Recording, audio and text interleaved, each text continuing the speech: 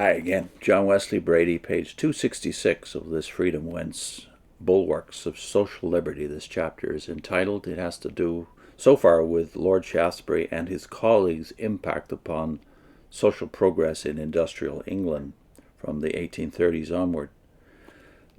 Bready continues, this spirit permeated even the humblest ranks of the crusade. After the passage of the 1847 Factory Act, a national conference of operatives' delegates was convened in London, and there this resolution was unanimously passed, quote, that we are deeply grateful to Almighty God for the success which has hitherto attended our efforts, and now that the object of our labors for the last 30 years is about to be brought to a happy consummation, we pledge ourselves to promote by every means in our power those religious and social blessings which it was the object of the bill to extend to the factory workers. End of quote.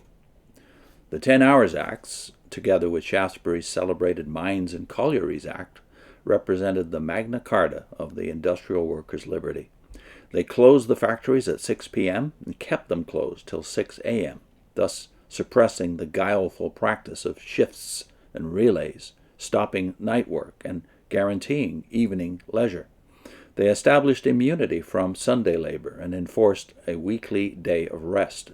They prohibited the iniquitous truck system with its cruel exploitations, and suppressed the use of women and children as fodder for industry. They initiated both compulsory education and state inspection of industry, again as early as 1850, long before any other country had dreamed of such a boon.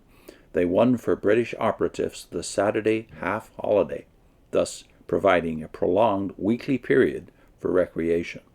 Indeed, by the provision of such Shaftesbury legislation, as it was usually called, the factories and mines of Britain were humanized, socialized, and largely Christianized. The indirect consequences of the 10 Hours victory were not less epic than the direct consequences. That victory, by its humane, rational control of factories, workshops, and mines, and by its protection of human dignity, laid deep the foundations for 100 self-help and cooperative movements which today are taken for granted, today being 1940,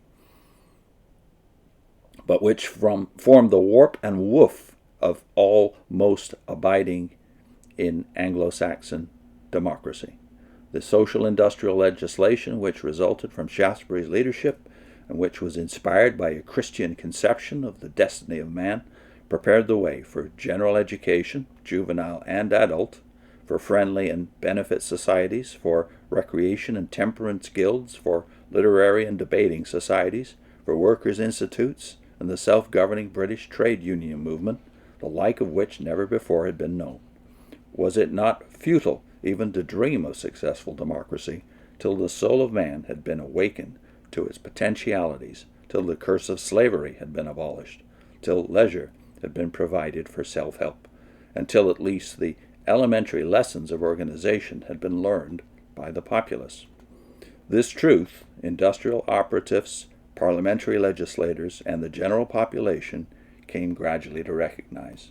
If the operatives showed their appreciation of Shaftesbury's life by raising the noble memorial in Piccadilly Circus, his fellow legislators showed theirs by erecting the superb statue at the west door of Westminster Abbey, while the devotion of the general population is reflected by the countless places, streets, missions, institutions, and schools the empire over which bear his name.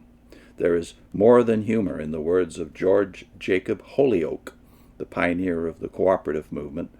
Quote, should England one day be accounted among extinct civilizations, and explorers arrive to evacuate its ruins, they will come upon so many stones deposited by Shaftesbury and bearing his name that report will be made of the discovery of the king of the last dynasty. End of quote. No king has ever been so dear to the toilers of England as the people's earl. Certain analogies in the lives of the two social emancipators of the English-speaking world are highly revealing. The sterling characters of both were early molded by godly women. Both not only were deeply religious, but were life students of the Bible, which to them was a unique revelation. Both experienced a call to their life work in a soul revolt against spectacles of wretchedness, symbolizing the misery of a multitude. Both, through their call, became men of unified personalities. Both, in supreme dedication, gave their all to liberate the oppressed. Both struggled with Herculean endurance in the teeth of slander and contempt. And both finally became mighty emancipators who affected not only the destiny of a race, but the course of history. Certain contrasts, too, are revealing. Shaftesbury's life struggle was less dramatic, less spectacular than Lincoln's. Yet, in a sense, the achievement of the emancipator of industrial England was even more majestic than was that of the emancipator of America's slaves. For without a civil war, without strike or lockout, without the loss of a single life, Shaftesbury freed his slaves entirely by constitutional and Christian means. The spread of knowledge and sympathy, the quickening of conscience, the conversion of public opinion, the persuasion of Parliament, and the enactment of humane legislation were the means of his conquest. No legacy of resentment, therefore no smoldering hate, was left behind, but rather a firm foundation on which succeeding social attainments could securely be built. At one point, however, Shaftesbury held a distinct advantage. The previous abolition of British slavery had made possible the quiet majesty of his far-reaching advance. Next time, religion and British trade unionism. I'll put in a link to Walter Rauschenbusch